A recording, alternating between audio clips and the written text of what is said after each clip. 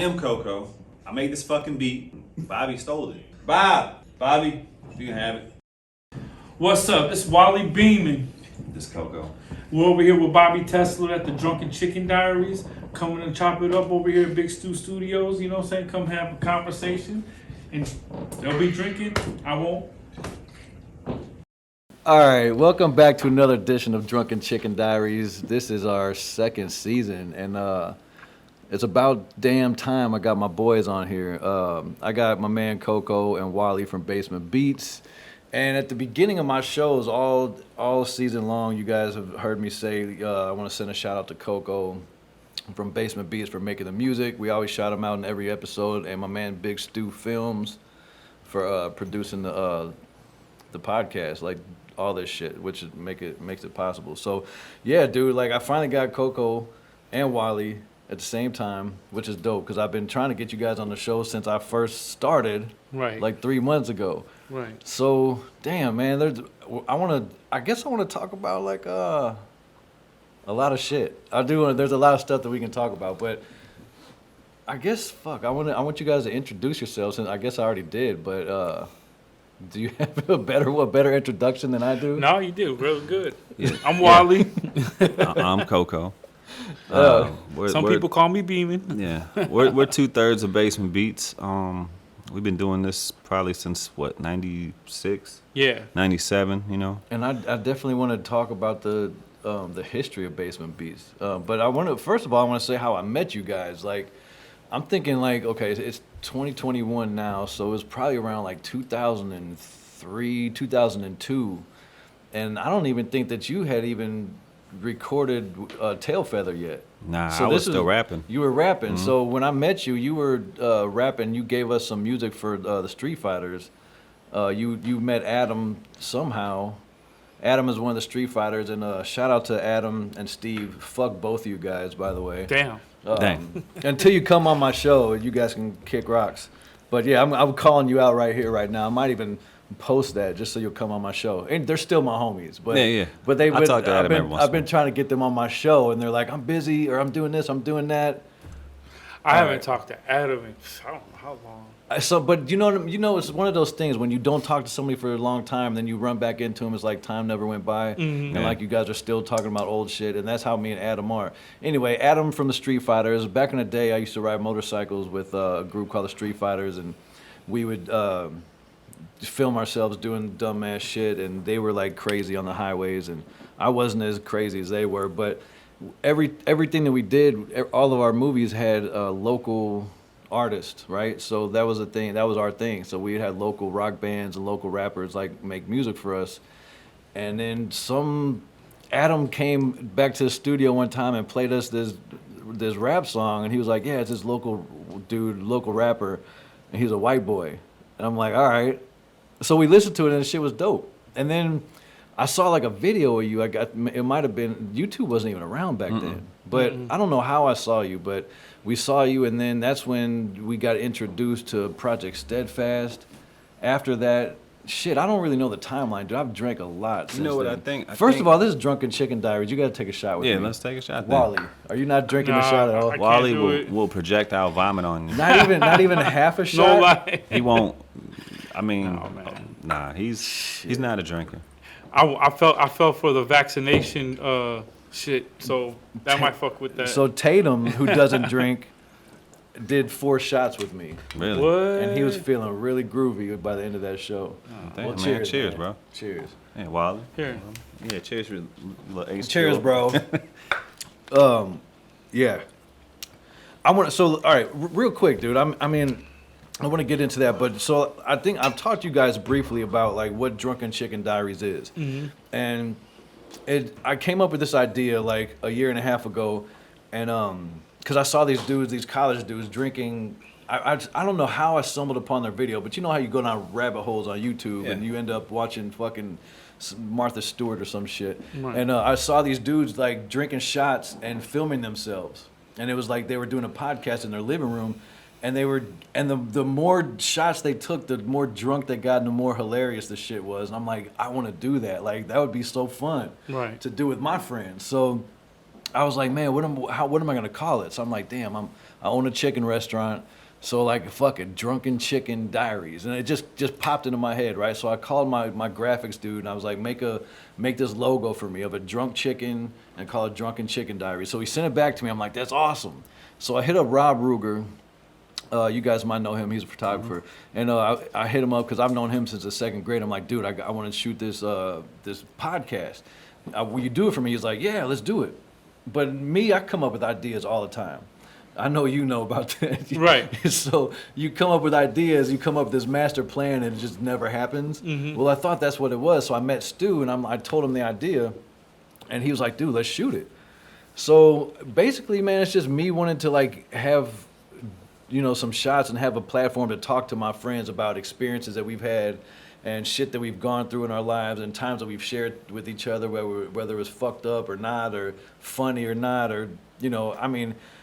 And it's so like when I talk about things like that, I'm talking about like subcultures of like society, subcultures of misfits. So like when I think of misfits, I think of like anybody that's like not educated in college for 20 fucking years. Anybody that like made their way with their visions and their dreams, and it's not the most conventional way. Mm-hmm. Right. So that's what I wanted to, and that's the only people I know. I don't know any corporate ass people. Like I don't. Like the first time I don't. So all of my friends are like, we've all had fucked up situations in our lives for whatever reason, whether it's drugs or guns or prison or motorcycles or just being a barber, being a tattoo artist, making music. You know what I'm saying? None of us went to college for this. None of us went to college and wear khaki pants and sit in a cubicle. So that's how Drunken Chicken Diaries was born. I wanted to talk to strippers. I wanted to talk to club owners and tattoo artists, like all those people, all that, what I just mentioned. So, and the Street Fighters was one of the first people that popped in my head because most of the fucked up shit I've done in my life has been with those guys. Right. So like that episode is going to be epic. Whenever it happens, I'm getting Adam and Steve shit-faced drunk, and we're going to talk about very inappropriate things. Yeah, you guys will have a whole series. Yeah, we could, but it's gonna be dope. And you know, for nothing else, I'm gonna be able to have these videos to like look back on and be like, hey, you know, I'm telling my grandkids I used to be cool. Well, here they can validate my story. Right. So when I met you guys, it was through the Street Fighter motorcycle world, and then you met Adam somehow. How did you come to us? I think the original Steadfast had something on one of the Street Fighter. I don't know if it was part 2 or whatever, but I know Jimmy had something to do with the original one that he had on the soundtrack. And then when we became Project Steadfast with J.E., everybody was doing stuff.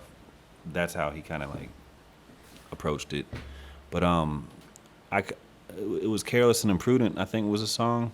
I had just literally started making beats, so that might have been like one of my top like first 5 beats. Really? If I can look back at it wasn't long in my production game. I was starting to make beats. Okay. And Adam had said something about make that, and then you and Jimmy do it. And I remember going all the way somewhere by the Circle in Riverview, some little hood ass basement studio, and we went over there and dropped the vocals, and we were out. And the next thing I know, we were on the DVD. That's the video that I remember seeing. Yeah. Of somebody recording you. Yeah, in that's the what booth, it was. Rapping. Yep. And I'm like, who's I never knew about that. I It was just me and Jimmy rolling to some hood ass house in some basement. We didn't know nobody. You know what I'm saying? We went down there and there was like Who hooked 20 that up? people. I think Adam. I remember getting How that. the fuck does Adam know? All right, well, I don't know. whatever. I know he was there and I was like, damn.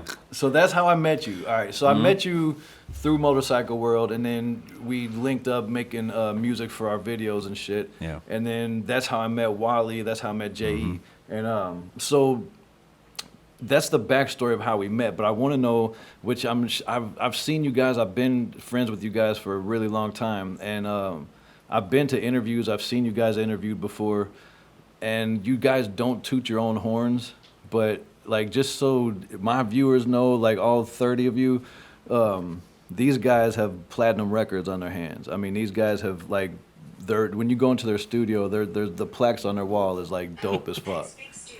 And and then like my man KOKO here has a Grammy. So like, tell me about like, because I remember a story that so J.E. is the guy that produced Country Grammar. He produced like 80% of the record, and he produced Country Grammar, the song, and that was your boy, right? Yeah. Growing up, and And I remember he tried to talk you into dropping out of high school with him, Yeah. so you guys can pursue this music career. Yeah. So like, tell me how Basement Beats was formed before it even was called Basement Beats.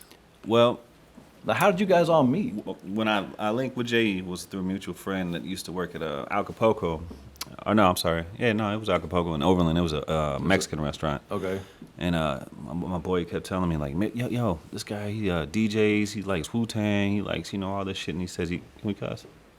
Fuck yeah. Anyway, I've cursed like, a "Whoops." lot. Anyways, and he was like, yo, you should check him out, blah blah blah. And we were just deep into music, man. We was a fan of hip hop, fan of rap. One night I picked him up and we went back to his house, and basically his bedroom was like some mattresses, some milk crates, a bunch of rap pages on the wall, and some turntables. And I'm like, damn, this dude might be for real. That's cool. And I was just starting to rap just at parties and, just having fun and snapping on people. And then, as time went on, we connected, man. We had the start of our friendship was through music. And About how old were you? Or you're still in high school? I was 16. I mean, I Okay. had the Cutlass. So, yeah, that's when I picked him up. Was he working at Jack in the Box then? No, I picked him up at Jack in the Box. He was working at Hacienda. Okay. There's a little Mexican joint off Woodson.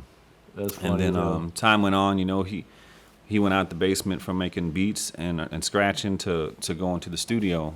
At Saints. When Saints, D2 Saints. opened in that, and that's where we met Wally, because Wally was always in and out, on the humbug rapping, or I got an idea for that, and So you were at Saints too. Mm-hmm. Yeah, I used to go to Saints. I used to work at my dad's store, and I worked long hours or whatnot. And then I would, after we'd close, I'd sneak over to Saints to see what they were doing. And The corner store, the on Utah and Minnesota Yeah, yeah, Avenue, yeah. So I would sneak over and see what they were doing, see what the Lunatics were doing, because when I met Spud first. I met him at McMurray Music, Okay.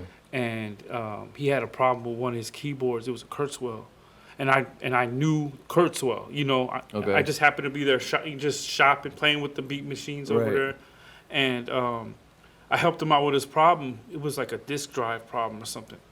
And he was like, hey, man, where you make beats at? What do you do? I'm like, I really just come here and play with the beat equipment. He was like, man, we over there at Saints. You know where Saints is? I've never been to Saints. I just came to St. Louis like 2 years before that. From where? Oh, man. So, Were you born in the United States? yeah, I was born in Denver, Colorado. I was born in Denver, Colorado. When I was 8, I moved to Milwaukee. And then when I was 14, my dad just took us to Jerusalem. Really? Yeah, and I stayed in Jerusalem for 2.5 years, and then I came to St. Louis, and I've been here since. Because you're the only Arab dude that I can call an Arab because you're my friend. And Low key, you could call any Arab an Arab. We don't give a shit. but about I don't do it because like I don't know them like that. Right. Like you and Wahib, like Right. I've called like if you call yourself an Arab, I feel comfortable saying it. But you're from your family's Pakistan, right? Palestinian. yeah. Palestinian. All right, my bad, bro. No, it's all good. I mean, I know you have a magic carpet somewhere. right. Do you remember that animation?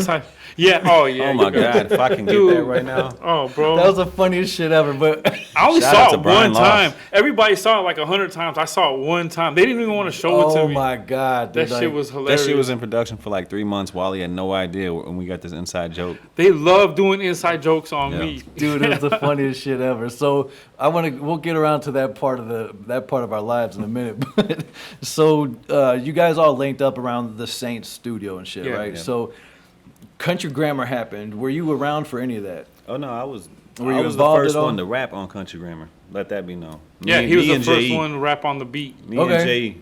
So that the Country Grammar beat, Mm-hmm. you rapped on that beat before Nelly got a hold of It it. was my first ever in studio like performance. Do y'all hear this shit? I got it on cassette, but Why y'all didn't would I know that? never hear it. You didn't know Never that? hear it. I did not know that. You know the breaks, the actual breaks that are in the song Mm-hmm. to this day that were on Nelly's album were breaks that were built around his song. Yeah. Get the fuck Swear out to of God. here. What do you mean we'll never hear it? Can I hear it? No. I won't even show Wally that shit in the right. I mean, dude, it was me and J.E. goofing around when there was literally nobody in the studio that day, and he wanted to go dig for records at Delmar. I skipped school and went to the studio, and he was like, "Man, let's go dig for records." And I'm like, I never was a DJ, so it's cool to go and watch. But it wasn't your thing. But I was like, dude, there's nobody here. Let's get in the studio and rap. Yeah. I've never done it. And so he's like, man, you He's know a what? music nerd, and you wanted to get on the mic. Yeah, and so he actually is on the song with me, man. It's called "Put a Leash on That Bitch." But J.E. you would never rapped hear on it? Oh yeah, J.E. was on his shit for a little So bit. hold on, Nelly. Wait a minute. So before Nelly did Country Grammar, you and J.E. rapped. Me and on J.E. that was the beat. first people to rap a full song on there. That, bro, I have to hear that one day. They wouldn't even let me hear it. One day, it's horrible. I don't care, dude. Like we don't have to release it. Yeah, We all just right, gotta, I won't release it. I'll show you Yeah, on the we'll- slide, but it's not. we'll just go to his house and make him fucking. All right. Like I gotta hear that. I mean, it's 20 years later. I mean, Yeah. fuck, Right. you got a Grammy. Yeah, so. so country. Damn. All right. But I guess you wasn't. were. I'm not saying like it was bitten off my song or nothing. Nothing like that. But because it was sold even after me and J.E. had did the song. And Right. It got sold, and then whatever happened, with Mo. That's fucking It's awesome, history. dude. That is so dope. Yeah, I can't wait to tell everybody that. yeah. J.E. You should just tell everyone that all the Yeah. time. I mean, I rapped on Country Grammar before yeah, Nelly who's did. gonna listen though? Who's gonna listen? Maybe one day this show will turn into that, So all right, so Country Grammar, like were you around for like the production of that? Yeah, I was like kind of In like and the out. fly on the wall. I wasn't too confident in myself because when it came to production, I thought you had to know shit. You know what I'm saying? Like no keys, no this and that, and really just watching and how Jay did it. It was really just knowing how to program and sample and just put stuff together and just have the ear. But I Don't was make it always sound so intimidated. easy, dude. No, it's easier than you think. Like you really don't have to know music to make music, Oh, and that, especially nowadays. Nowadays, it's so easy. Well, yeah. So that's when. Okay, so Tail Feather, and I want you to tell me. I can't wait to dig into the story of that, like that whole thing, because I remember you telling me that you were like late for your job as a valet parker. No, AT&T. AT&T. I was late. Mhm. Weren't you parking cars too at Pietro's? At Del Portobello's. Okay. At that time, I was in Clayton doing that, and then working at AT&T. And this was after Nellyville. Mm-hmm. So tell me how. So did you have anything to do with Country Grammar, or were you just hanging around at that time? No, I didn't have anything to do with Country Grammar. I did fly to New York and sit in the sessions for a few days with them. Okay. Because I was trying to make the album, but I didn't make the album. None of your beats landed on that record. Nah. Okay. So they were just like, hey, well, we got you on the Lunatic album, and so I yeah, that's what happened with Country Grammar. So were you guys Basement Beats yet? Yeah, Ish. yeah, we didn't have a name yet. Okay. We were always a clique. You know what I'm saying? We were always like. But it wasn't hooked on- officially Basement Beats at the time. It became Basement Beats when we moved into J.E.'s mom's basement. Because I remember hearing that on your mixtape where it says you got kicked out of the studio and then went into J.E.'s mom's basement, something like that. Yeah. So, all right, the timeline here. Country Grammar, you were around for that, but you didn't have production on it. And then neither did you, but you were around, you didn't have production. And then did the Lunatic album have you on there, or was it did Nellyville? Both. I know Nellyville did, because I went number one is like one of my favorite songs ever.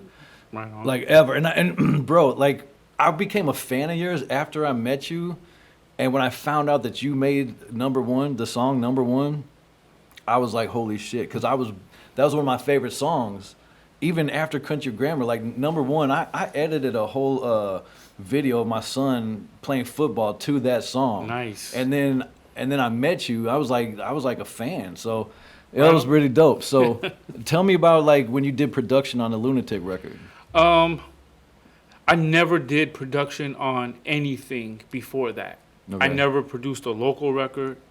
I would like rap on records with J.E. and KOKO, but as far as beats, I never landed even a local record. Nothing. But you had some beats. I made beats. I was making beats. I was making beats with J.E. We were just stockpiling them, and then the Lunatics would be on. Like they'd go out on tour, and then they'd come home a couple of days, like Tuesday and Wednesday to be home, and then they'd leave Thursday, be gone all the way until Monday. Right. Come back Tuesday, Wednesday. So we would have this. Whole thing where we stockpile beats until they come back, and then we used to put them on DATs, and the little fuck is a DAT? A DAT's a little digital audio tape. Okay. Take yeah. it from that to CD, And when they'd come, we would just have this whole process where we'd play beats. Me and J.E. we'd have like one J.E. beat, one Wally beat. Then it got to like 2 J.E. beats, 1 Wally beat. Because J.E. was always Then just 4 J.E. all beats. over it, And then so they'd be like, okay, put that on CD, put that on CD. Go to the next one, put that on CD, and then they'd have fresh beat CD, go out on tour. So what song did you do? What song has your production on the Lunatic record? I did This Is the Life. Yeah, I did Murphy Lee's solo song Scandalous. Okay. And then I did Boomty Boom. Oh, that's hard. I like that. I think I knew that though. All right, so that was your introduction into actually producing, right? Yeah, And Boomty Boom was actually me and him. Yeah, Okay. that was originally Yeah. me and Coco's song. Yeah. That's hard. Because it was a bass, And you rapped on that. Mm-hmm. You didn't do the beat. Nah. Okay. So how did the number one song happen? Like that was the same way? Yeah, when actually it was crazy because we put it on CD for him, and I just remember we met up with him like a week later. We met up with Nelly and them over at the airport. If you guys don't know number one, I'm about to play it real quick. Right. Nah, tell him the backstory about. Like, tell him where the hook. He's on the hook. Oh yeah. Yeah, he had a song to this before. You did?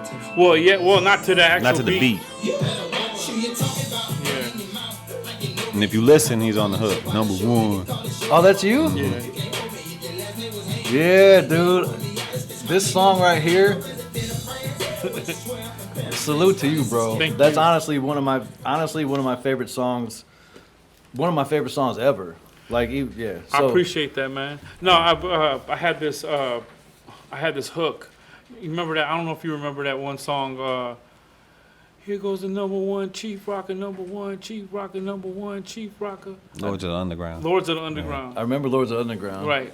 So I just back in the day, they used to call the block that my dad's store was on the M block. Okay.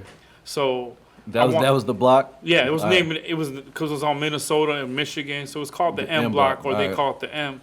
And I wanted to make a beat with that as a hook. Number one, M blocker, number one, M blocker, number one, M blocker, and I wanted like my homies to rap on it from that neighborhood, and they, it never happened. So I just took that same kit that had my voice going number one, M blocker, number one, but I just used it number one, in that beat. When I made that beat in like 7 minutes with J.E.'s cousin. He played all our the guitars. guitar, yeah. T.J. Oster. And yeah, so we gave Nelly the beat CD that we always do, with all the new beats or whatever. And I remember the next week we were delivering him the beat CD in the airport. He was on his way out. I remember he was on his way to Denver. And that was literally the day he started wearing the Band-Aid, Okay. And I don't want to get into the story of how he started wearing the Band-Aid. I'm letting him tell the story. All right. But I remember that day because that was the day he started wearing the Band-Aid. And he pulled up to the airport bumping that beat. And I was just like, man, it sounded good in his system. Like, Yeah. because there was a bunch of 808s in there or whatever. Right. So I didn't think nothing of it because, there was a few beats he would bump on mine that he never did nothing with. And I didn't know that he was going to actually do a song to it until we were doing because we did Ali's album first before we did Nellyville. Okay. It just didn't come out before Nellyville. Okay. While we were doing Ali's album, I was going through beats with Ali, and I ran across number one. He goes, oh, go to the next one. Nelly got something crazy to that. I'm like, really? Yeah. That's how you found out about it. Yeah. That's hard, man. And then number one just became, man, that's a classic. That's a classic record, dude. Yeah. And then so like you still weren't in the studio with them, like making beats. Yeah, I was sitting there still in the apartment working jobs, and Jay and Wally are shining, pulling up in Escalades and rocking ice and feeling themselves. Because that's the thing, bro. Like I remember when I met you, you had the cranberry Escalade, and we were at Jay's house playing Guts, and I beat you for like $300. Our first time hanging out, you owed me like $300, and you had to go to the Quick Trip to the ATM to pay me. That's And, And you were so mad, but because when you play Guts, you get real passionate about that. Guts is a game. It's a betting game. So fun. It's like It's a 2-card bluff. it's a 2-card And it bluff, gets but serious. it gets very serious. I remember I played with your wife, and I don't know, you guys weren't even married at the time, but she was mad because, or Stephanie, her sister, I don't know, I beat her and she was mad because I gutted Beginner's luck. everything. Oh yeah, that's right. I was always gutting, and like, anyway, it's a bluffing game, and I was always like just calling everybody out, and I ended up winning. But I met you, and that's when you had the Cranberry Escalade, and I was a big fan because of the song, and you still hadn't made the tail feather beat. Nah, man. At that time, I was still trying to find my way. Like I said, I was trying to rap, but I didn't know. Like when we went up there on Free City, and I took my demo to Loud Records with Todd Moskowitz and Chris Lighty, and I don't even think we told them who it was, and we played it, and they were real excited about it. I had like 5 or 6 songs, and once they said, you know, who is this, and they pointed at me. I was this little white kid, and they're just like, dude, I don't even know how to market you. They couldn't sell it. They're like, there's already an Eminem, and I'm like, dude, I'm not trying to be. But they Eminem. wanted the meeting over Yeah. the music. They Yeah. they took a meeting with us, and it was Chris Lighty and Todd Moskowitz. And I remember somebody telling you, like, you're Arab at the time. That was like after the World Trade Center. Yeah. Not that Yeah. that's a funny thing, No, but yeah, you told me serious. that it wasn't a good look to promote an Well, the guy Arab that- rapper right now. Well, the guy that signed us, Kuda Love, his whole thing was he wanted to sign all 3 of us as a group, me, Jay, and Coco, and he wanted to change our name from Basement Beats to the White Boys, which was like, yeah, just What? the White Boys. Yeah, I'm kind of glad that didn't Yeah, happen. I'm like, Yeah. dude, just fall back. But you know? but I mean, and I'm gonna play a song. But I mean, you are a really talented rapper, and Thank you. you can sing. Oh, dude's Ghost wrote quite a bit. I mean, like you got some. You're a very very talented dude when it comes to Appreciate like it, man. writing music, bro. Like I love your raps. I love your voice in it. Like it's just Appreciate hard, that, man. man. I'm a big Seriously. fan. And you still hadn't made Tail Feather. Nah. So at that time when we're doing Free City, I'm up there still trying to figure it out. And I almost had a situation with 50 Cent. A chick that was managing us back in the day. Liz. Her sister was, I guess, messing with 50. I don't know, something Okay. with 50. And before he really got on, he had heard the demo and wanted me to come up and all that stuff and had songs wrote. And then it just never happened. And then Free City, you know, we had that meeting with Loud. That didn't happen. So at this point, man, Were you discouraged? I was. At that point, I was just like, screw it. I'm gonna pick up. There's an old MPC sitting in the corner of J.E.'s studio. I'm gonna grab that. He hooked me up with somebody who had a keyboard. I bought a Trinity off of somebody, hooked it up, and literally started learning how to like sequence the beats and Because just sample. you were just rapping at the time. Just rapping. and so then- now you're like, fuck this, man. I Yeah. need to learn how to make beats. I mean, I've been there the whole time. I wish I would have started making, beats back in the day, but it's kind of like, who knew, Yeah. You were intimidated by it, and I was like, scared of it. Like, I Why? can't do this. Yeah, You know what I'm saying? I just didn't feel comfortable, like, I can make a beat. right. I was never musically trained. I always loved music, but how do I do it? And then when I seen J.E. was never none of us, right? You weren't. We just learned how to figure it out, man, and like it just happened. Like as long as you got the ear and you can put it together and like Yeah. kind of put your vision together, that's all you really So need. tell me about how Tail Feather almost got deleted. Because I remember you telling me this story about Oh, how yeah. you were like leaving, and I tell the story a lot because when I hear that song, so when the song I'm talking about, Shake Your Tail Feather with Murphy Lee, J.E., and Diddy on the Bad Boys 2 soundtrack. And this song is like one of the biggest songs to ever hit hip hop, like anywhere. I mean, it's a Yeah. huge record. And I mean, like I told you, I've been in Mexico, dude, at a club in Mexico, and they played Tail Feather. And I wanted to just tell everybody, I was like, that's my boy. Like, I wanted to just tell everybody in the crowd, like, my friend made this song. But, that was corny as fuck. But that song almost never happened. Nah, so Because you told me the story about how you, like, made the beat and, like, were leaving to go to work, and you were going to delete it. yeah, I was gonna delete it.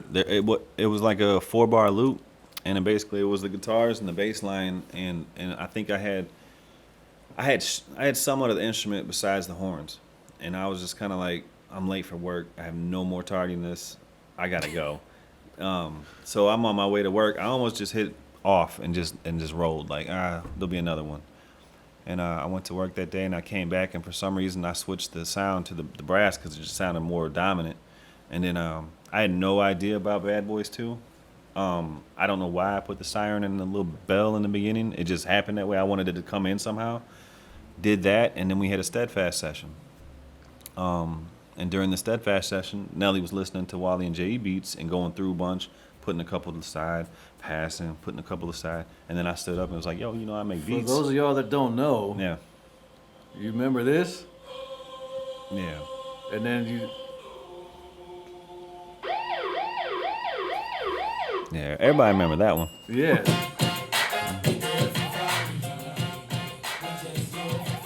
And when this song comes on, wherever I am, there's a little place in my heart that remembers him telling me that he almost didn't keep this. Yeah, if the power would have went out that day, it would have never happened. If I would have, who knows? If I would have skipped work and kept messing with it, it would have been different. You know what I'm saying? It just happened the way it happened, and like I said, I didn't know nothing about a movie. We don't own copyrights to that. No, I do.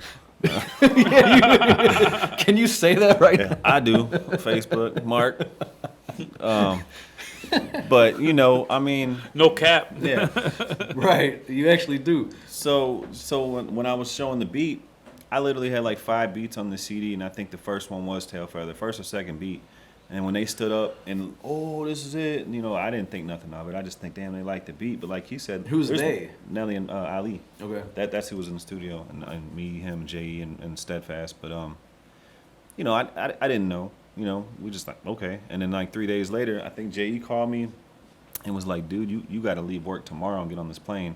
And I'm like, why? And he's like, I was gonna tell you sooner, but you got the lead single on Bad Boys 2 movie and Murph's album and Nelly and P. Diddy. And I'm like, what? And I'm like, hold on. So I went to my supervisor, Chris King, right? Shout out to him. I said, look, here's the situation. And he's looking at me like, I'm like, dude, I'm telling you, I have to go. So we got to make up something or whatever we got to do for me to get on this flight and go without being fired, because I don't know If this it's is gonna it. happen, like, yeah. Yeah, or I can come back and chill. So he did his thing. I went up there and was super just thrown back about being in Daddy's house and just thinking like, damn, this is where they made Biggie's album. Damn, there go Puff. I think DJ Clue was in the studio at that time. And literally how Dave Chappelle had a skit is Yeah. almost damn near accurate on how P. Diddy acts. Really? Yeah. So we're sitting in there, and it's all the ticks. It's Puff, Clue, a whole bunch of people's just in there, and this is the way of the day of the two ways. Yeah. He's got two ways sitting there, a chick rubbing his shoulders. He gets out the room, comes back, he's in different clothes. I'm like, what the? And then there was one point where he was just staring at me, and I remember this because I'm sitting there just kind of like still starstruck of what am I doing here? And I'm looking, and he's staring at me because I kind of did one of these where I kind of passed and just, Yeah. and he's just like, You didn't want to make eye and I'm contact. like, you cool? And there was a point in the song, man, where my heart dropped because he was like unsure of the song. He thought we changed like the tempo or something. He just wasn't sure. And Nelly had the whole vision laid out for that song, and he was like, no, trust me, follow me. And Nelly quarterbacked the shit out of that song, like as far as making it go down, because I remember there's one point I thought it was not going down. Really? And I was like, damn, my heart's gone, because that same day, before we went in on the session, I heard What the Hook Gonna Be for the first time in a room full of speakers. Oh, shit. We was mastering or something. And dude, I opened these doors and that fucking beat was just banging. And I'm like, there's no way Tail Feather's beating that one. Because that shit to me was amazing. Yeah, it was. What the super hook gonna dope. be? I was Yeah. like- Jermaine Dupri did that, didn't he? Yeah. And I was like, damn, that's a banger. Yeah. My shit's not gonna get picked or whatever, but Which it is. It is. I mean, it's hearing it like that for the first time in that room with full of speakers, it blew me back, man. Like, wow. Like Yeah. that's an official banger. That ain't fucking with my shit. Yeah, I can't even step to that. And plus, I'm new, so this is Yeah. my first placement. I don't Right. even make beats for like that, and the rest is history. It happened. Shout out So to you went from working. to. So the crazy thing is, bro, and I tell people this a lot of times. I was like, my man was like valet parking and working a normal job, and next thing you know, he's got a two-storied Christmas tree in his house. Yeah, Like, it takes one. I'm like, off of one It record. takes one song to change your situation. Like, one record changed your entire life. And like, that was like, bro, like, I was so proud of you, dude. Like, I wasn't really next to you the whole time, but I was like, man, that was just so dope when that happened for you. And that validated me. Because now I feel like he had his shot. J.E. had his shot. I'm on. You know what I'm saying? Finally. You know what I'm saying? This is where I need to be. I don't need to be rapping. Man, we were so happy when that happened. Because Nelly called me first, and he was like, yo. Cheers to that, bro. Come Yeah, on, man. Like, Right. That just gave me chills. Yeah, bro. man. Cheers, Yeah, bro. Yo, Nelly called me. He was like, yo, you make this beat? And he played it. I'm like, no, I didn't make it. I think Baby J made it, you know? And I didn't even think, because I didn't even think that, you know, that it was KOKO's beat, you know? I never heard it before, really. I just remember I came late after he played his beats, and then I came and played my beats, you know, that night that the Steadfast thing went on. Yeah. That Nelly and them were there. So he calls J.E., you know? And next thing you know, J.E. calls me like, yo, guess who's got the lead single to the Bad Boys 2 soundtrack with Puffy, Mo, and Murph. I'm like, you? Congratulations. He's like, no, KOKO. I'm like, I threw my phone. Like, are you serious, man? That's a big moment, dude. Like, he goes, you can't say nothing to him. We can, you know, just wait till You knew before he did? Oh, yeah. No, they knew. Yeah. I mean, when J.E. made that phone call, it was like, He couldn't wait. Yeah. Man, that's so dope. 'Cause he was- that solidified our story. Mm-hmm. And I hope one day we can all sit down and make this documentary happen that we've been talking about for a long time, because we all have this amazing story on how we got on and where we're at today. I mean, And yeah, like we just got a little snapshot of things here and there. Like this we're is part of some big moments in hip hop history. You know what I'm saying? And it's cool, man. Like, you don't see a lot of, you know, three friends coming up from nothing, making something happen, and then also building houses in the same neighborhood and living. You know what I'm saying? It was and just that, a cool yeah, vibe. and that point in time was like you had the mushroom house. I hated that damn wallpaper, man. Yeah. I hated that wallpaper. I called it the mushroom house because of the wallpaper. It was like in that subdivision where J.E. lived. That was like the show house. Yeah. And you had the house down the street. I had almost the last house in the neighborhood. And then you had the mushroom house. Yeah, because there was, I fell in love with that house. there was like man. the wallpaper had mushrooms on it.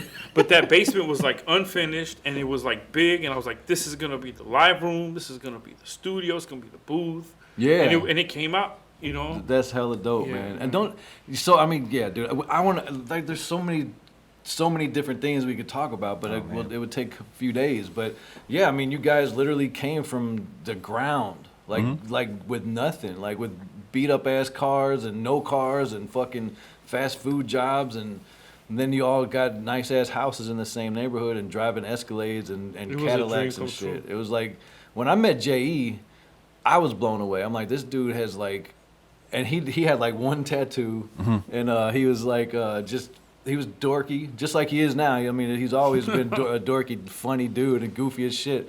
And he just had like the nicest, like that Hummer with the fucking $10,000 stereo You gotta system. think, like, when you came in 02 and 03 and met J.E., he was living life. That dude had money to blow, and he did. I saw one time. I saw it was like a check. It was like a $200,000 check, just sitting in his drawer. I'm like, "Are you gonna deposit that?" He's like, "Oh yeah." Yeah, I'm no just big like, deal.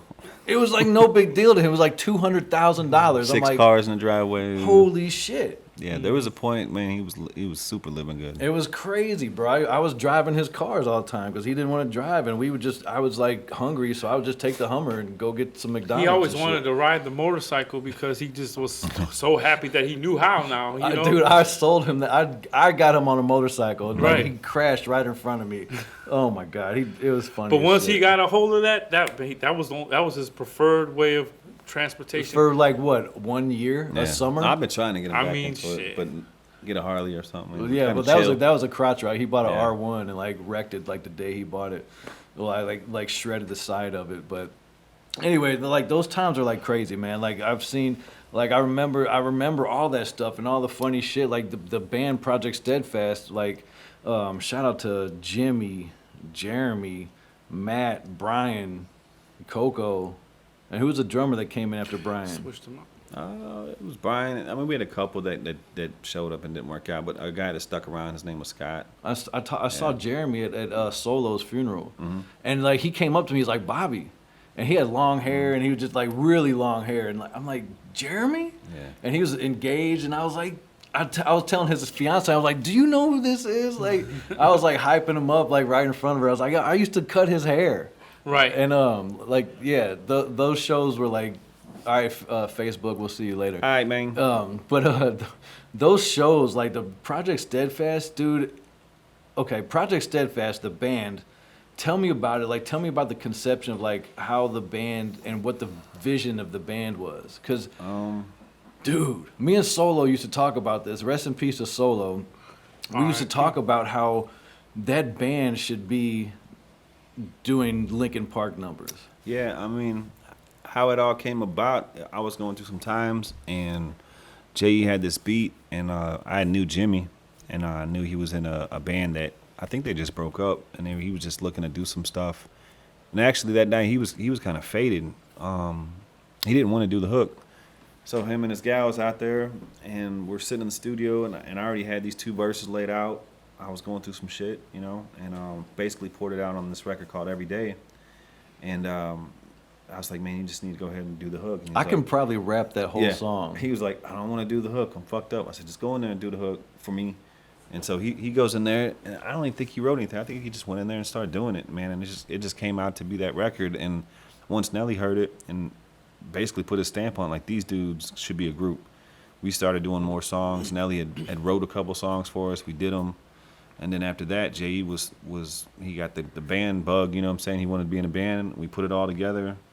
And we were compared a lot to Linkin Park just because we had the rap element and the singer and you know, the hip-hop stuff going on with the beats. And Linkin Park was super hot and at they the were the time. shit. Yeah. You know what I'm saying? And I didn't take that as a bad thing, but I felt like we're not trying to bite. It's just this is how it fell into place, you know what I'm saying? Like, Just like somebody said, I'm biting off of Drink Champs. yeah. I'm not the only podcast that drinks liquor, by the way. The fuck? Yeah. So whatever. But I mean, yeah, of course, like Linkin Park was huge at the time. Mm-hmm. They had this hardcore rocker that can sing melodies like no other and scream at the same time and then go back to carrying notes.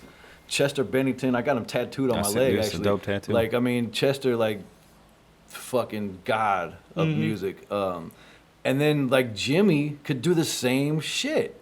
So when you got a guy that can, like, hold a note, scream hardcore into the microphone, and then go back to holding a note, it was just crazy. And Yeah. playing the guitar, super talented dude. Shout out to Jimmy Hargrove. Yeah. That's the homie, Yeah, man. So I'm a huge fan of Project Steadfast. I don't know if it's because I was friends with you guys. I mean, no, the music was dope. I think that's why I liked everybody so much, because they made really great music, and we used to, like, every show, like down at the Blueberry Hill, like, we would always Oh, be man. All them shows were classic, man. Like, dude. we didn't even do a whole lot of shows together as a group, and I felt like we missed out on that a little bit because I think we maybe did 5 to 10 shows for real, and like If all of them were super big. If that. Like we've opened up for Chevelle. We did a lot of big ass shows. Story one time we did a show for, but like, man, it was just so. It's like a little time capsule when I think about it. And just back in the days, all them shows were parties. All them shows, some fights broke out to Step Back. Some of the best times of my life were during that era, dude. Yeah, like man, that was time. turn Like, up era, I got for a real. picture of me and you and J.E. and a girl that I flew in from Canada. Oh, yeah. I'm still friends with her, by the way. Shout out to you, Rochelle. She's actually my Wi-Fi password. But anyway, so when she, if you ever come to my house, that's the password. But I got a picture of me, you, her, and J.E. in front of the drink down on the landing. We were lit. Damn. And but that time period, bro, like, you had the long ass Basement Beats chain, and Steadfast was rocking. We were riding motorcycles. Nobody gave a fuck about life. Like, I mean, we loved our lives. But nobody cared if we got in trouble. Yeah. There was just what trouble? Like, bring it on. Like, we were just like hardcore. And now we sound like a bunch of old dudes talking about how cool we used to be. But Those were some cool times, man. that was like the coolest shit ever, dude. And Yeah, like, it was. and I want to ask you this because I want to ask you about the Basement Beats mixtape, which is a classic to me, and then writing as an artist, writing. And I want to ask you because as an artist, as a rapper, because you've been rapping the whole time. You come out with like Coexistence, which is dope as fuck. And then Coexistence 2. I mean, you've done a lot of stuff, bro. But like during that time, and you said you were going through shit. Like, do you feel like in order to come up with some really good music that people can really relate to, that you got to be going through some dark moments to be able to come up with some like? It depends on the genre. Like, if it's real shit, yeah, I think it helps. I think it's fuel to the tank. But if you're on some turn up shit, then you just want to rap about partying and perks and ops and money and all that shit. That's a whole different vibe. But like at that time when Project Steadfast was going through, just creating the album, I was going through some shit. Yeah. Like for real, like relationship shit. Just not. I didn't know where I fit in because when we first started Project Steadfast, I didn't do Tailfeather yet. So Right. We was literally. I was working 40 plus hours. I was in the studio probably a good 20. And you had a plus. son. And then I had a kid that was always in the studio with me. That's probably where he gets his gaming addiction now. Because basically we were just throwing him on GoldenEye while we was in the studio. And his ass is, 2-3 years old, killing it. I related. I got footage of that. I related a lot to your music, man, because if anybody was like going through a hard time in their life or relationships or whatever, I was feeling everything you were talking about, and it was just dope. Like Project Steadfast, and even on the Basement Beats mixtape, dude. Like, bro, I want to put you on the spot, but you tell me that you remember the lyrics to A1. A1 Yola. Please, this is one of my favorite songs in history of like, and that probably not many people have heard. That beat's still banging. It's still fresh to me. Come on, man, give it to me. Oh man. You're like, eh. You know what? Any of it. I gotta listen to it like a couple of times and then I just keep. Boom, boom. Yeah. Talking about like 18, 19 years. I said dudes, costed, dudes, lost them hoes. We ran across them, molded, then we bossed them. And it stands for the. Here's a penny for your thoughts. You could keep the change. You can have this life, homie. Reassess your aim. Fix it to where you can entertain, and maybe you could fix it to where you can have some change, and maybe you could fix it to where you could be a name, but not for nothing. You gotta work hard on your game. You dribble far from the paint, you lose possession, so don't make it hard on your brain. That's why it's hard to maintain good composure. We find far from the lanes. We put brands jars to flames. Used to smoke yard before the fame, but fuck it. Let me find a car to rearrange like that new Hummer. I'ma have that motherfucker right. Yeah. Hey, And man. picture this. How many cats you know that had a local song like that was jamming, and then another local cat showed his respect and redid it? There's not a lot of people that did that. Oh yeah, shout out to John Davis. John He Davis. Did, He redid that. A1? Yeah, Yeah. back when they were doing mixtapes and they would use like songs, other people's songs, and remake them. You know how 50 used to do this? Yeah. So John Davis remade A1 Yola. He actually texted me while we were doing, like, it's crazy that we bringing him up because he literally just texted me right before we started. And Oh, really? he has something, I guess he's asking me for permission to use the song for something. You got my permission, John. But bro, those songs, man. Like when I listened to that mixtape and the PSF, the Project Steadfast, like I knew all the lyrics to that shit. I would rap along with it. Like the truck sold cranberry to clean your system, and then shout out to the Infinite. It's lucky I admit it. Yeah. Because like I'm thinking, like, okay, he has this cranberry Escalade and this champagne color Infinity, champagne or gray. No, it's champagne. Okay, and really champagne. God damn, I got a good memory. Shit. And I've been to prison and everything. I've been drinking. Fuck. But yeah, like I remember that song, and when you said shout out to the Infinite, it's lucky I admit it. It's like people see me in this Escalade, but I got an Infinity, and it's lucky I admit it. You know what I'm saying? It's Like lovely, I admit it. it was just like You were close. it's lovely. Yeah. I said it's lucky. You should have just He changed that got shit. the accent. You know, everybody in St. Louis got a Wally impersonation. Mine is when he was like something about the floor, like on he was like something like the way you pronounce your words is the funniest shit ever. I love it though, but like it's lovely. I admit it. I thought you said it was lucky No, it's lovely. because I you was admit it. always admit it. I always used to say, driving the Escalade. because everybody would ask me, man, how does it feel? I was like, man, it's lovely. You know? well, shit. Every time I rap that, I'm still say lucky It's a remix. because I just remixed that song. That's fine. Shout out to me. You Right. do own those copyrights. Yeah, I own that copyright. No, but I love that part of the song, man. And like I remember that cranberry Escalade. I remember all this shit, man. It's just really cool times of my life, man. Yeah, man, that was fun. And like you guys don't understand like the impact that you guys had on my life in an indirect way. You know, and I'm glad that here we are 18 years later, still buddies, you know, and we've done a lot of shit since then. I mean, you got into insurance and you've done a lot of different things, and you own a restaurant, and then you never shied away from the music. I mean, you worked with some huge artists. I mean, we talked about Nelly and the Lunatics. I mean, shout out to Lunatics. Shout out to Kiwan for giving me this shirt. But yeah, dude, like so much, like in your guy. Okay, outside of the Lunatic family, and outside of Bubba Sparks, because that's obviously like your best friend. What do you guys feel like was the biggest moment in, like, outside of the Lunatic, Shake Your Tail Feather, when you guys actually got another artist and started working with them? Was it Bubba Sparks or like Plies or something that was like really dope for you guys?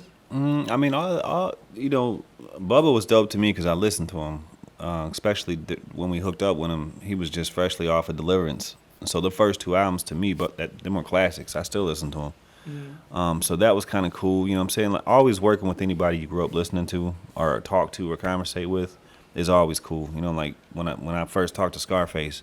Actually, Scarface is the first dude to cash at me. When I still got it on I'll never erase it because I'm like, damn, I just got cash app. Scarface is the first dude to cash at me. Dude, So I've lived through you a lot of times when you've been in the studio with these dudes. I'm like, you are, when you worked with Scarface, I was like, dude, Scarface is like, I have a whole Scarface playlist in my phone. Like, he's just a god of like. Oh yeah. I mean, dude, the Ghetto Boys. I mean, when we met Bushwick Bill, you remember that? Yeah. Oh my god. see, But that was cool for me too. I was so geeked, but he was shit faced. He was so drunk that day when we met him. But it was a huge moment for me because as a kid growing up to watch Minded playing tricks on me and seeing Ghetto Boys and actually get to hang out with Bushwick Bill, like I was blown away by that. And like through your Instagram and like seeing like all the stuff that you've done since I've known you and on Facebook and stuff, like these artists that you've worked with and just been in the studio with, like I'm just blown away by some of that shit. It's cool, and it's cool to develop, you know, like relationships and stuff like that. Like, you know, I met a couple people and started working with them, and now we're like Homies. super good friends. Yeah. Dusty Lee is one of my homies. Yeah, you know, Kenny Knox has always been my brother. Yeah. I mean, there's so many people I work with, man, that I really respect, and I appreciate, you know, not just working with them, but sometimes they bring my art out. You know what I'm saying? So it's because you can get in a rut. You can sit in your cave making your own shit and for sure. bang your head against a wall, and then somebody else comes in. It's a refresher. Like, oh damn! Like, and now you got a whole new spark. You know, that's dope, man. Like lately, I've been working a lot with Futuristic, and he's been killing the game with like streams and just, you know, he's working with Tech 9 and NF, and you know, he's real big. He's just got a new site called Indie Amplify. That kind of I like NF. NF is hard. NF's super dope. One of my favorites. Very talented guy, man. I'm a big fan of his.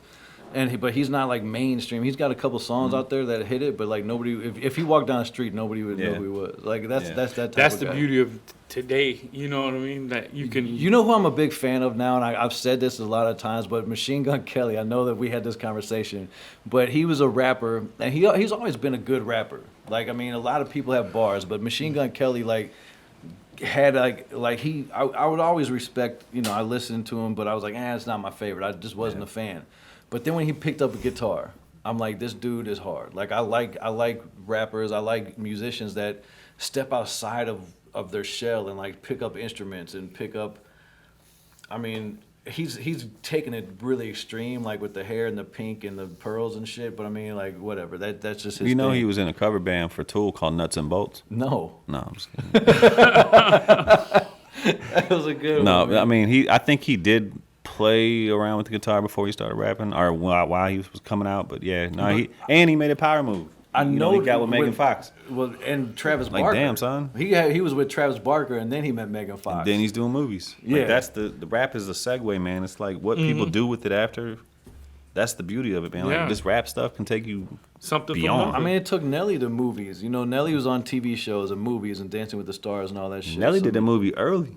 Yeah, Snipes. he did Snipe. You ever seen that? Yeah. I remember that. That was like, And I don't he- even know if that was Nellyville or. No, it was Free City. That was during Free City. He did The Longest Yard. I think he should do more of that. You know what I'm He saying? did. Like, I think he should. He Nelly should did do Longest more. Yard during Sweatsuit.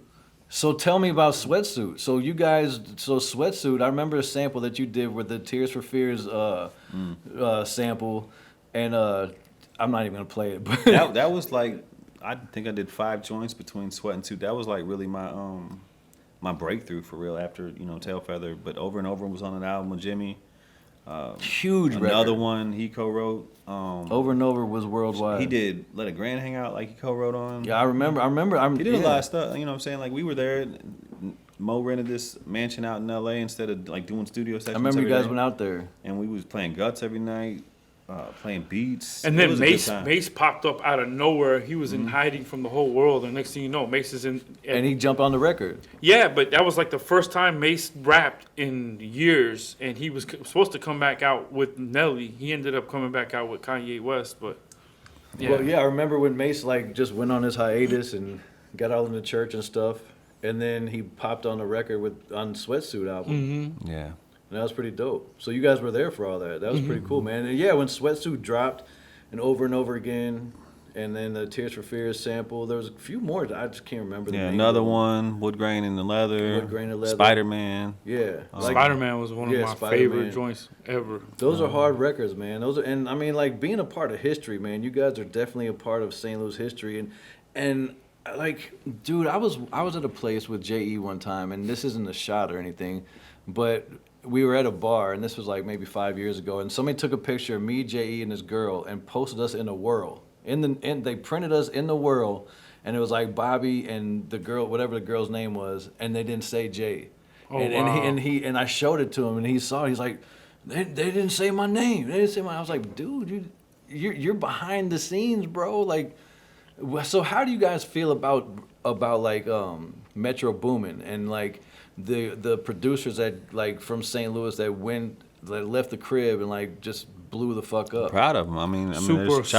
There's Chop Squad. There's Yeah. Metro. There's Chase the Money. Shmino is not a producer, but I mean, maybe he is. But that's another artist that's doing things. You know what I'm saying? Like people, I feel like like people that's coming up through this city. It's hard to break out of the city. Did you ever think about like leaving?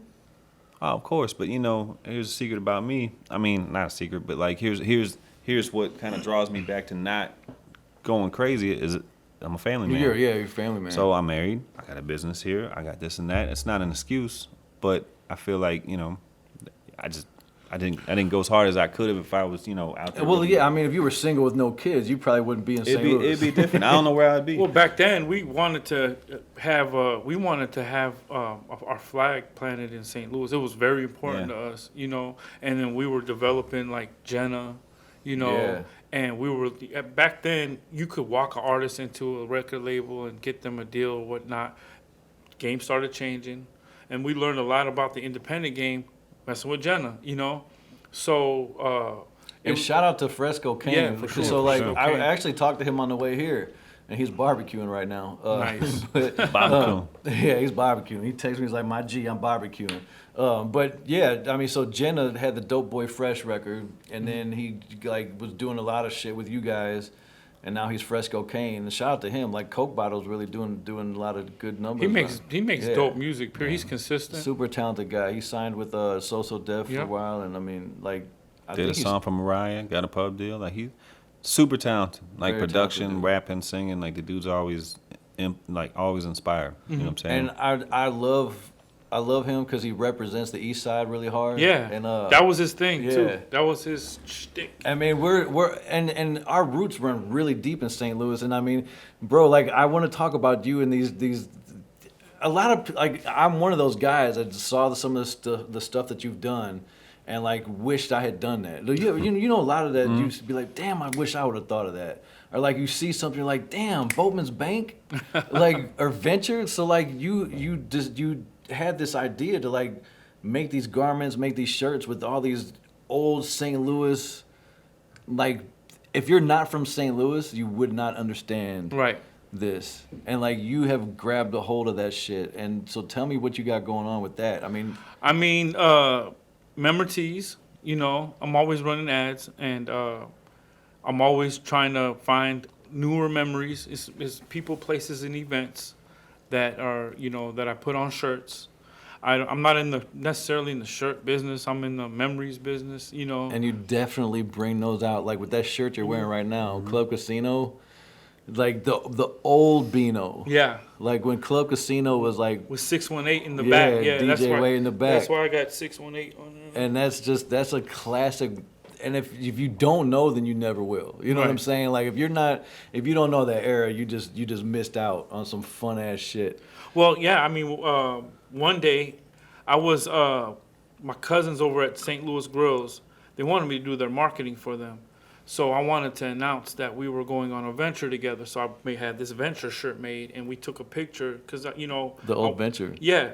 And instead of people commenting on the venture that we were going on, they were like, dude, where'd you get the shirt? Where'd you get the shirt? Where'd you get the Yeah. shirt? So I'm like, let me see what they'll say about a national shirt. So I went and made a national shirt the next day, and they were like, dog, where do we get these damn shirts? I'm like, I I got will you. have you here. I'm gonna that. have this site for you guys up. Because like, dude, when like us as like grown ass men, when we think about our teenage years, those places were like just normal to us, right? Mm-hmm. And like Blockbuster Video. When was the last time you seen one of those? So, but you and I and the three of us, we all remember going to the Blockbuster Video and trying to find the new release and being disappointed when they didn't have any. And kids nowadays don't even know what the fuck that is. Like they don't know. It was something about Blockbuster that made you hungry for candy when you went in there and overpaid for the expensive candy and yeah. So I mean those memories when we were growing up. So like when we see like the grocery store Nationals, and was there even an S on Nationals? No. Okay, it's so we just called it Nationals. Yep. We put an S on there. Well, yeah, that's St. Louis. Yeah, we just put Kmart's. We put an S on everything. Well, JCPenney. Yeah, JCPenney. Yeah, Yeah, JCPenney's. We Yeah. put an S on everything. White Castles. Right. It's White Castle. Yeah, for sure. So I mean, like, yeah, I guess that is a St. Louis thing. But like, you came out with those shirts, and it was like nostalgic, dude. Like I would see those things, I'm like, fuck. Right. I remember that Grandpa Pigeons. I remember That was the whole point, was to like induce that out of people, like to really just have them stop. Like, yo. You did it to me, bro. Like every time I would see it, I'm like, fuck. Think about like all that memories, teas, and all. It's a time machine, just like music is for me. That's why I love music, because it's nostalgic. Like I'm still stuck in the '90s playlist when I bump. You know what Me I'm saying? too. I was bumped Too Short all day today. And it's just it's cool because when you hear certain songs, it just takes you back. Like, damn, what was I doing? I remember. Oh yeah, I was. You just start remembering stuff. It's just crazy. And I'm glad that you guys have like your feet planted in hip hop history, bro. Like you guys got. I mean, because the game is totally different right now than it was back then. There wasn't streaming. There was no YouTube. Right. There was no digital music. It was all. I love it. I mean, do you love what, now or then? Yeah, I love now. I wish we had the technology, then. Well, I'm sure. Jimmy, let me ask you this, because I don't know. I sell chicken for a living. I don't know what's better as a producer now or then, because wouldn't you make more money then? As a producer, I was like, now. Streaming. Producers, yeah. Streaming's you got everywhere. YouTube. Are you still making money on Tail Feather? Of course. The rest of my life. Oh yeah, that's gonna always. Tail Feather over and over will pay me. As long as you see a Bad Boys 2 movie, yeah, if it gets used again, or anytime you hear it. I mean, I was at Schnucks the other day, and they were playing over and over on the top speaker, like. Yeah. When I hear that shit, I love that, because of course. Oh shit! #1 was trending. Yeah, the other day on Netflix.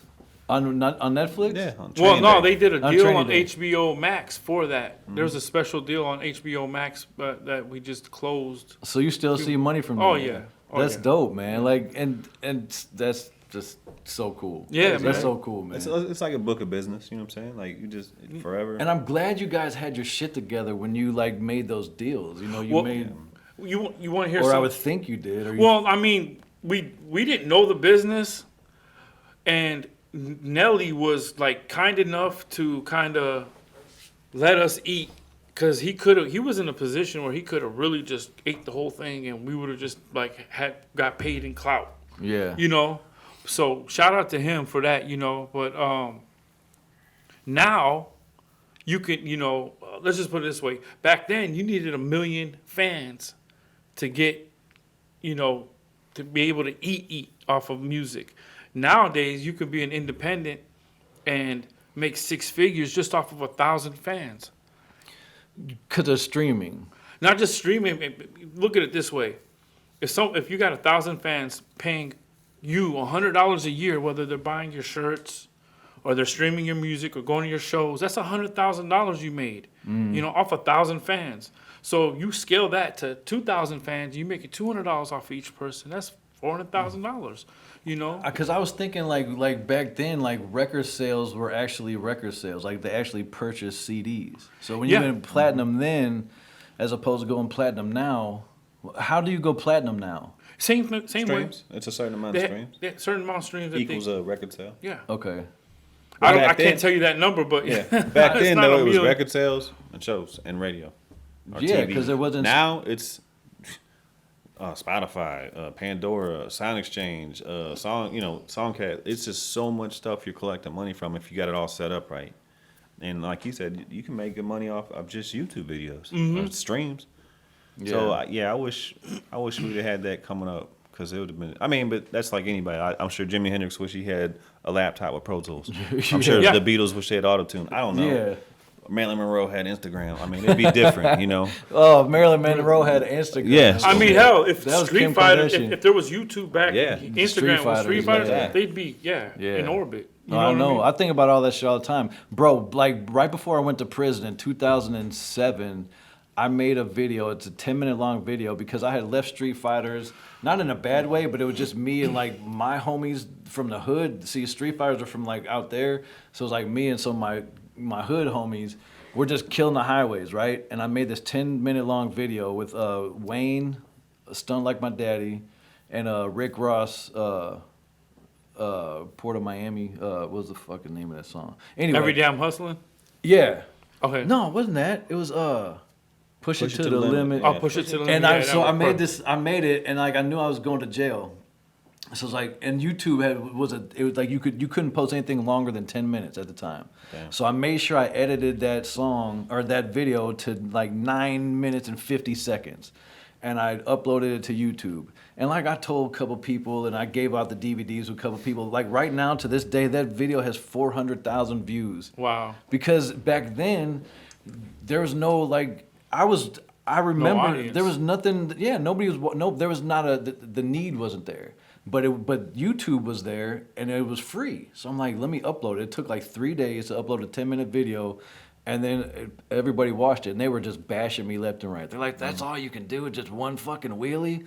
I'm like, where's your YouTube video, motherfucker? Right. like, yes, but you're watching it. Like, where's your video, motherfucker? So like, yeah, YouTube was a big deal. I mean, and now people live on it. It's the standard. Yeah, like you have to. If you don't have your YouTube game down, you're not doing it. You put it away. Speaking of which, do you guys? Well, I mean, No, unfortunately, I'm not a big social network dude. Like my Instagram is like 11,000. YouTube, I don't think I've ever posted a video I'm just not big on it. Like I don't have the focus to, you know what I'm saying, like really worry about it. Like now through music, through other artists, yeah. You know what I'm saying? I get paid from Audium. It's a streaming collection agency. I get checks on the back end from producing. But I'm not big on like posting up. But who's good at that? And we was talking about this was J.E. J.E. is a super dope editor, man. He's got super dope he's content. a great content maker. Crazy. That dude can make, man, if he focused, he'd That's what I'm he'd saying. be a problem like, on YouTube. When he loses focus, he'll just like completely walk away from a project or something that he's doing, and he'll just walk away and do something else. But YouTube, Dude, he used to make beats at Saints and just like turn the MPC after he blow our minds. He just turned the MPC off, like just to fuck us I've been up. in the studio with him. Man, you know how he had the studio in the basement, and then he had one upstairs in one of the rooms? Mm-hmm. I would sit there on that beanbag for hours and just listen to this dude make beats, and I'm sitting there in my head like, this could be a #1 song right now. Like, this beat is so fucking hard, and none of them ever went anywhere. Mm-hmm. Never. They're just gone. Yeah. And that was one thing with J.E. Like he is a very... Oh, you best believe he probably saved them because there's beats out there that are old that get placed now. I mean, shit. Yeah. Jibs, Chain Hang Low, Yeah. was Jibs on the hook. Nobody knew that when he was a kid. Oh, really? Wasn't it? It was Jibs on the hook, and then later on it became his song and his single. But there's shit that just sits in the woodworks, man, that you never know about because you don't really like I love this beat, but I don't know who I'm gonna show, and then it just gets lost in the dust, and then 5 years later you might show somebody, and all of a sudden, boom, the next thing you know, like over and over. Over and Over was a guitar riff Jimmy had from like '95. Weren't you guys gonna use that song for Steadfast? No. Again, Didn't you write to that song? Nah, I never did. It got almost bought one time from Ludacris, but I Okay. turned it down and I lied and said it was sold because I didn't like Ludacris's artist, Lil Fate. Was that I He was on remember. Pussy Poppin'. Whatever artist was on there, I just at the time I for real was showing Mo about it, but I didn't know where it was going. It wasn't sold yet at all, and they offered me like $5,000, and I was like, nah, it's sold. So, So but yeah, so that song, I mean, the guitar and the beat was just like so just. yeah, he had that in the woodworks from the original Steadfast, and they just never used it because I think Browse didn't like it or somebody didn't like the beat where they didn't write a song to it, and then. Going through my shit, we're trying to make a song, and I said, man, I want to make a song. Do you got anything like this? And I showed him Tupac, Never Had a Friend Like Me. That's like one of my favorite Pac songs, and it had that bendy guitar in it. He's like, it's not like that, but it's like this. He showed me, and I'm like, man, let's just do it. So how did Tim McGraw get on that? Through Nelly. I don't know. Tell them the story, dude. Tell them the whole story about how. So You he's- tell me the story. Okay, I'm like, so Coco showed him this beat, right? Nelly didn't take it seriously. Nelly's just like, yeah, whatever. out in L.A. And then we came back to St. Louis. He showed him the beat again. He goes, I don't know what to do with this, man. It sounds like.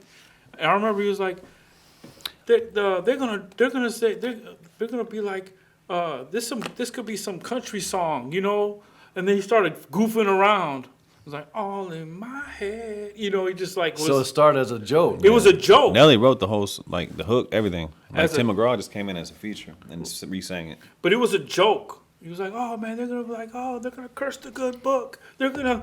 And he was joking. Yeah, he was joking, and it was just a joke. And then Coco would push it on him again, like remember that joke? Yeah, remember that joke? Yeah. So.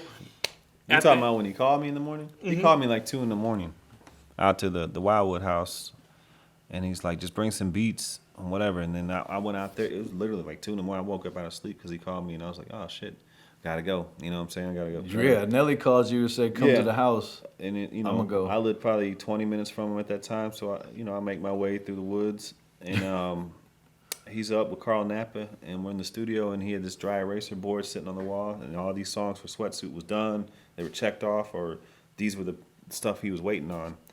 And I seen he had a song with Tim McGraw. It's featuring Tim McGraw, and I didn't know it was Over and Over Again. So I was like, damn, you got a song with Tim McGraw? Like, what's that? He's like, it's over that beat. And I'm like, Oh, the "Get beat you were fuck like-" out of here. I said, let me hear it. And he's like, it's just me on it right now. So he played it, and I was just like, dude. And I remember Carl Knapp was like, dude, they're either going to like this shit or hate it. And they Carl? ended up liking it, yeah. Because Yeah. Carl, at that time was his engineer and his Well, mixer. shout out to Carl Napa. Yeah. That's the homie, man. Yeah, man. Good Shout out ass to Carl. dude. I One think- of the nicest guys I've ever Yeah, met. Oh, he yeah. is. And I think that night we ended up doing Wood Grain and Leather, which, and I think Nelly was just having fun with that. I didn't like the fact they put that long ass intro on it because you can't skip it. Yeah. And I think a lot of people skip that to get past the intro and they didn't never hear the song, but the song I was heard funny. the song. Yeah, the song was funny. But then that's when you found out that Tim McGraw was on your beat. So let me ask you a personal question. When it comes to money that you made off of that beat, I really want to know this, and this is something I want you to clarify for me. When it comes to, okay, Coco made a beat, Jimmy played the guitar on the beat, so Jimmy and Coco made the beat, then Tim McGraw's singing on it, and Nelly wrote the song. How do you break that up? I mean, me and Jimmy, usually when we work together, we just split it, make it simple. We can go tit for tat on who did what, but I mean, honestly, he did the guitars, I did the bass, the drums, all that stuff, and basically shot it. So we put in all the effort. As far as Tim McGraw, I know he didn't get publishing on it. This is how it breaks down on the song. You can look it up. It's not, whatever, but Nelly wrote the whole thing. So he got the publishing. Now, I don't know what they paid Tim. But I also know Tim used it on his greatest hits album, and actually 2 greatest hits album. He put it on his shit, and I don't know why that happened, but it was mailbox money for sure. So you don't have any publishing on that song? No, Yeah. I do. No, Okay. me and Jimmy split the beat.